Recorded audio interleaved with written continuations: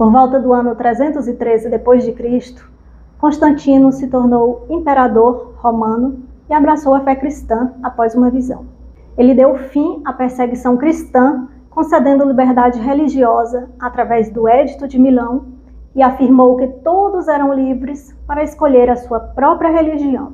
Constantino reconheceu ainda o domingo como dia de descanso.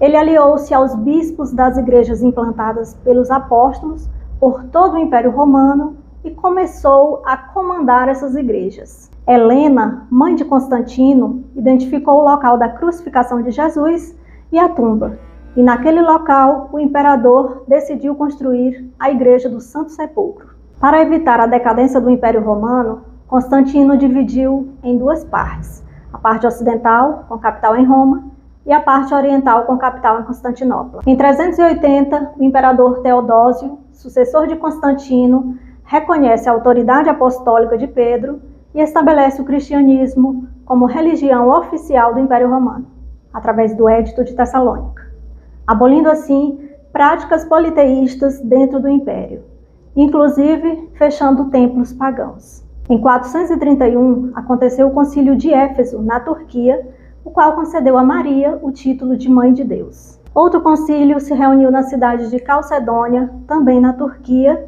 onde chegou-se à conclusão de que Cristo tinha duas naturezas indivisíveis e imutáveis, unidas em uma só pessoa. Decisão aceita até hoje pelas igrejas católica e ortodoxa. No ano 476 d.C., o Império Romano do Ocidente chega ao fim com a abdicação de Rômulo Augusto, que foi forçado pelo chefe germânico Odoacro. E o império fragmentou-se em pequenos reinos governados por reis germânicos. O Império Romano do Oriente, mais bem governado e preparado militarmente, conseguiu proteger seu território e resistiu à onda germânica. No ano 730, na cidade de Constantinopla, na Turquia, o imperador Leão III condenou a reverência às imagens de escultura e aconselhou que estas fossem destruídas. Em 867, a Igreja de Constantinopla deixou de aceitar a autoridade do Papa. Até hoje, os católicos ortodoxos seguem os sacramentos dos católicos ocidentais, mas não acreditam na infalibilidade papal nem no purgatório. A partir de 1054, ocorreu o Cisma do Oriente ou Grande Cisma, no qual resultou na ruptura da Igreja Católica, separando-a em duas: Igreja Católica Apostólica Romana, com sede em Roma, e Igreja Católica Apostólica Ortodoxa, com sede em Constantinopla. Foi quando os líderes da Igreja de Constantinopla e da Igreja de Roma se excomungaram mutuamente e permanecem assim até os dias de hoje.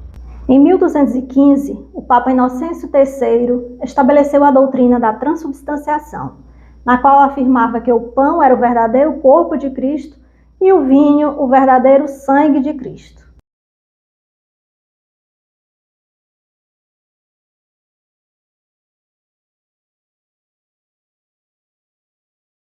Em 1226, morreu Francisco de Assis e foi proclamado santo pelo Papa Gregório IX.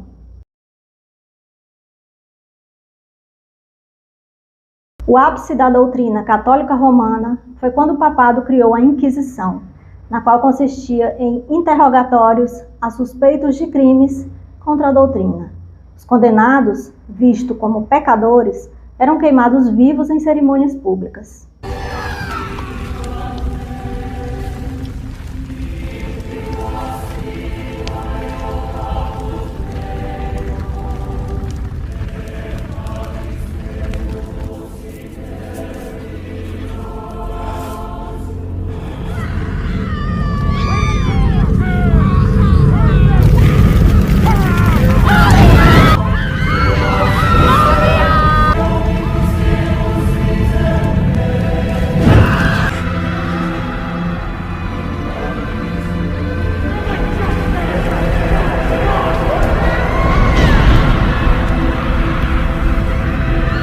Um deles, John Hus, na época padre, enfrentou a morte em chamas em 1415 por pregar que qualquer pessoa podia comunicar-se com Deus sem a mediação sacramental e eclesial.